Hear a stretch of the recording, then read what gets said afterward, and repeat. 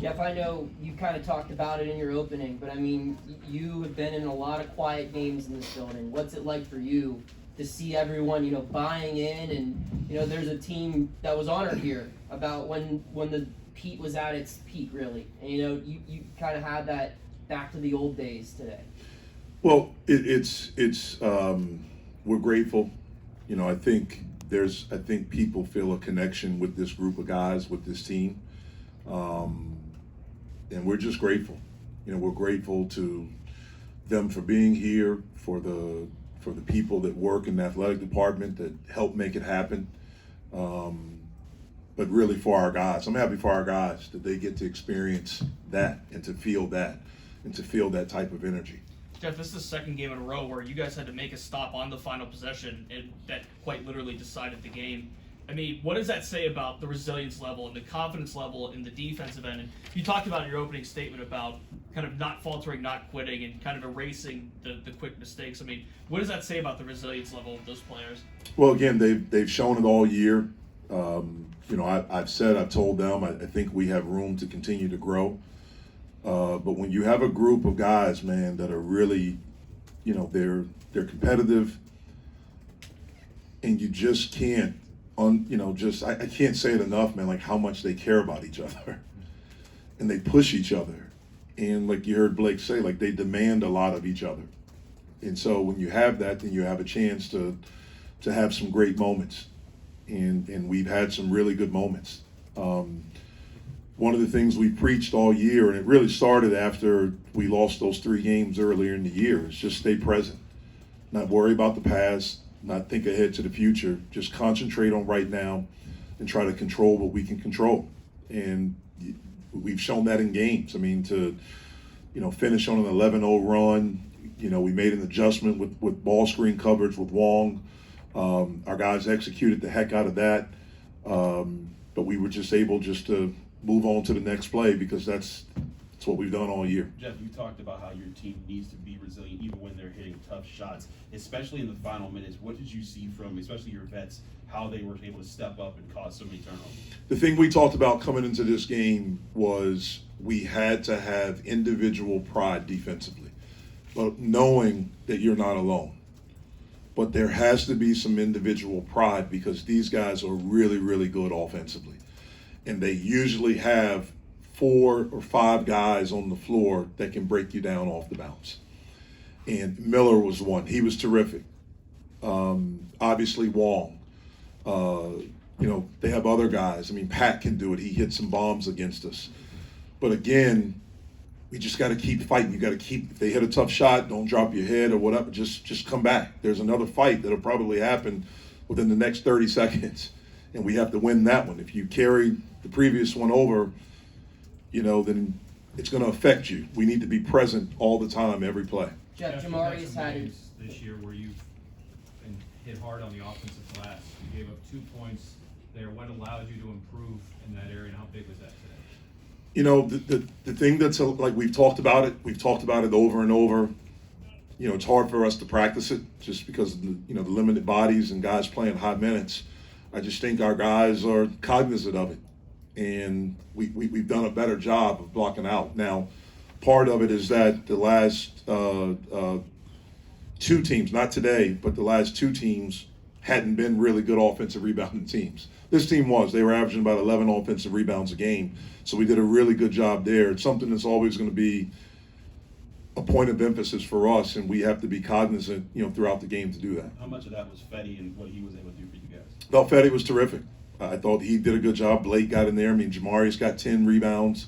I think 7 of them were on the defensive end. We understand, like, we have to do it as a group. We have to gang rebound, and we've done a pretty good job of that last 3. Jamari's has had 2 double-doubles now in your last 4 games. Can you just talk about his ability to impact the game in so many different ways? Yeah, he impacts it even when he's not scoring. He distributes. His leadership, his toughness, his willingness to get off the basketball, to pass it, his competitive spirit, what he does for us defensively.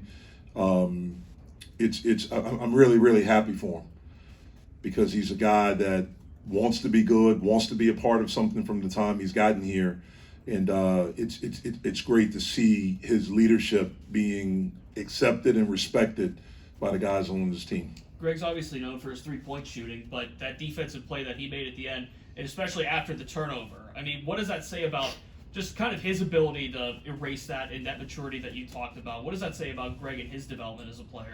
Well, I think Greg is, he's mature. Today was his birthday, so he's, a year older. And again, when we came back to the timeout right after that, as they were looking at the clock, I don't know if it was a timeout, we just smiled. We just, okay, let's get a stop. Let's move on. It's over with. Let's just get a stop. Let's focus on right now. And so not only Greg, all of our guys have done a good job of that. You guys made 10 of 12 from the free throw line. I mean, maybe free throws matter, maybe they don't, but they definitely do in situations like this. I mean, what does that say about just the calm level and the situational awareness to kind of regroup and be able to make 10 of those 12? Well, they absolutely do matter every time, and we've been pretty good there all season. And so we stepped up and made some big ones down the stretch. This is not just the first time. It's like, Greg stopped. We had Bert Jamari's to stop just before that, and then going back to the Syracuse game when Blake got the steal in that moment. What can you say about your guys' ability to stay focused in those high intense moments? Again, just staying present. That's all it is. Just staying present. Forgetting the past, not worrying about anything else but the moment. And again, we've done a pretty good job of that. Jeff, is there a belief among your guys now, we're 20-some games into the season, that when it gets late, not that they're hoping to make a play, but that they will? I mean, is that something that you've seen develop the last 2.5 months? Yeah, I've seen it. I've seen it. I think the belief is there. It's strong. They believe in each other more than anything.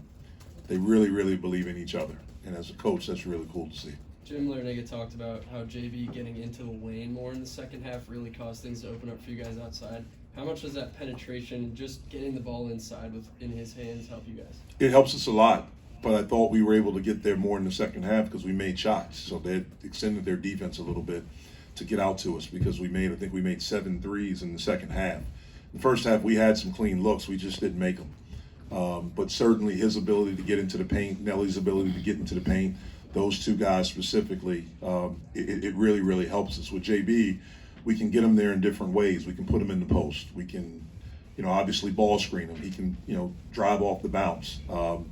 So, there are different ways that we try to maneuver the defense, and that's one of them.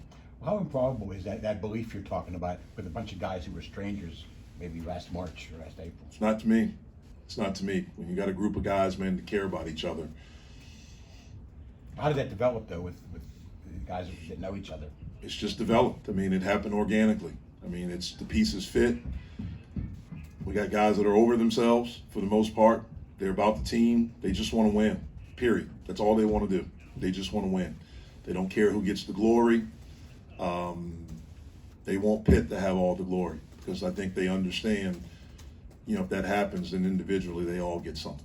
Jeff, that ability to be over themselves, does that help you not worry about, you talk about staying focused and in the present? You're starting to build a resume that they're going to look at it in March and it keeps going. You guys will be in a good position. We don't talk about it. We just stay present. Again, we'll get back together on Monday.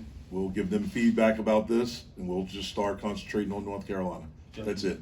Jeff, you guys have had a lot of games that you've been playing. You get a break after this upcoming Wednesday. Have you seen your guys just keep taking it day to day? And because you talked about some tough stretches you guys have had this year. Yeah. Again, we try to be mindful of what we do in practice, what we don't do. A lot of the times right now, they're more mental days because we are a little bit banged up, just like everyone is. We just try to be mindful of that. I'm grateful that we have guys that aren't in a hurry to get out of here after practice. They, just about every day after practice, we have about 8 to 10 guys that are getting extra work on the court, getting extra work in the training room, weight room. All of those things help. Nike was a team high +5 in 14 minutes off the bench. What were your impressions on his efforts tonight? Thought he did fine. Thought we did fine.